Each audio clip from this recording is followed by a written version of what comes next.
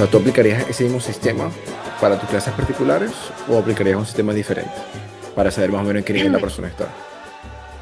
Sinceramente, o sea, yo entiendo que yo entré, que yo me formalicé dando clases en Abrazo Cultural, pero su metodología es una metodología que simpatiza mucho con lo que yo creo y predico, ¿no?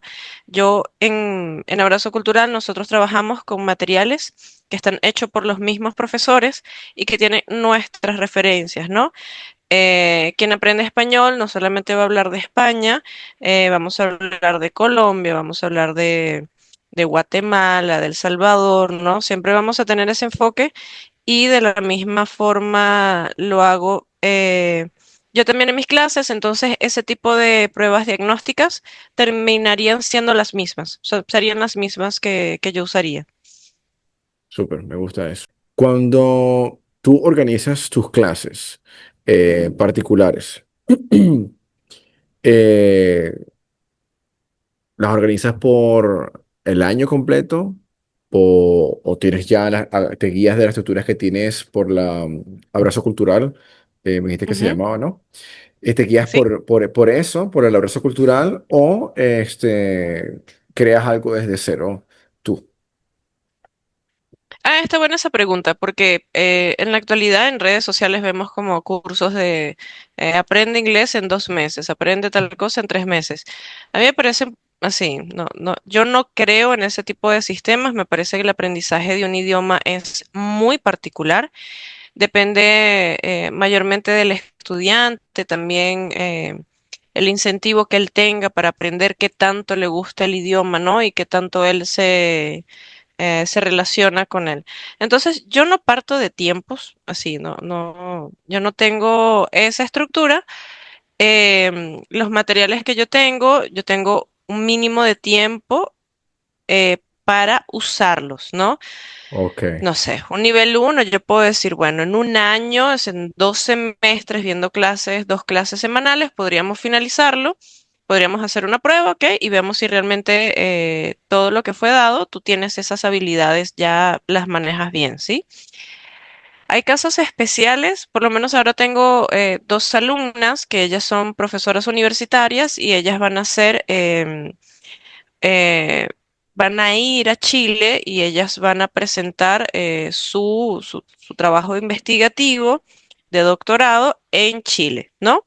Y ellas, bueno, nunca hicieron curso de español, entonces yo les estoy haciendo unas clases como enfocadas en lo que ellas podrían utilizar, pero eso tampoco es garantía de que, wow, ellas van a llegar allá y van a hablar súper bien, porque sobre todo en el caso de ellas van a hablar de contenido muy denso, ¿no? Porque es su investigación de doctorado, es un español súper culto.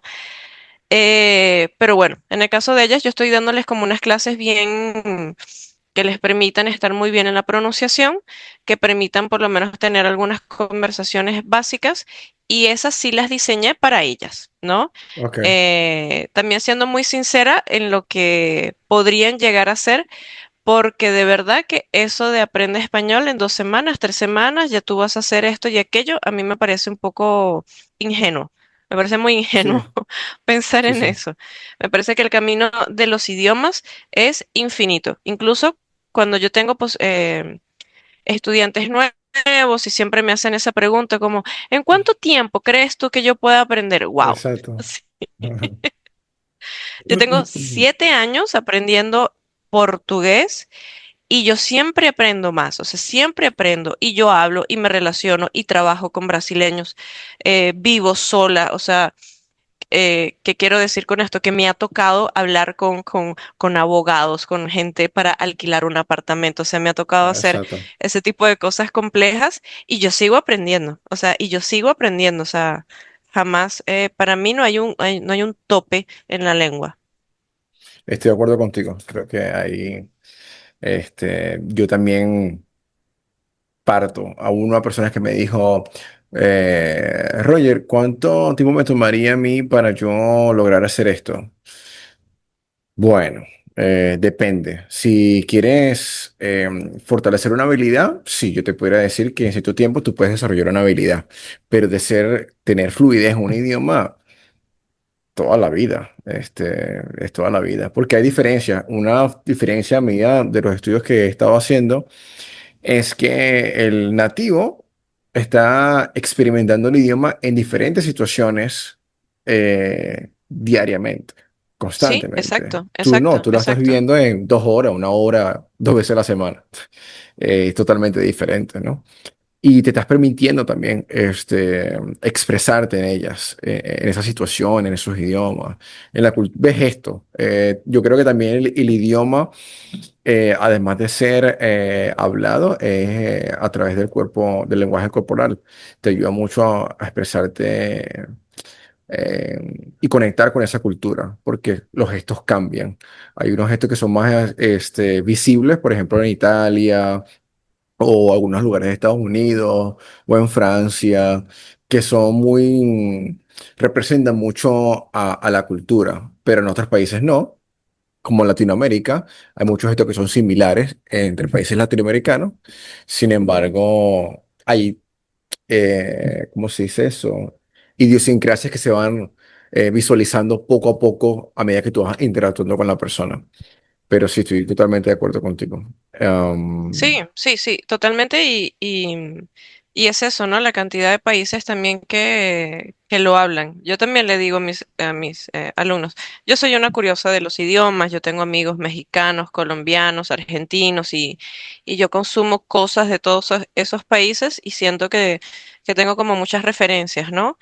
Em, Porque bueno, estas culturas dominantes también lo son en el idioma. Quien aprende acá español, los libros muchos son de, ¿cómo se llama? De editoriales españolas y como que no existe, no existen nuestras referencias, ¿no? Y es muy común, por ejemplo, que existan cursos acá que se venden en internet que digan, en español no se dice carro, se dice coche.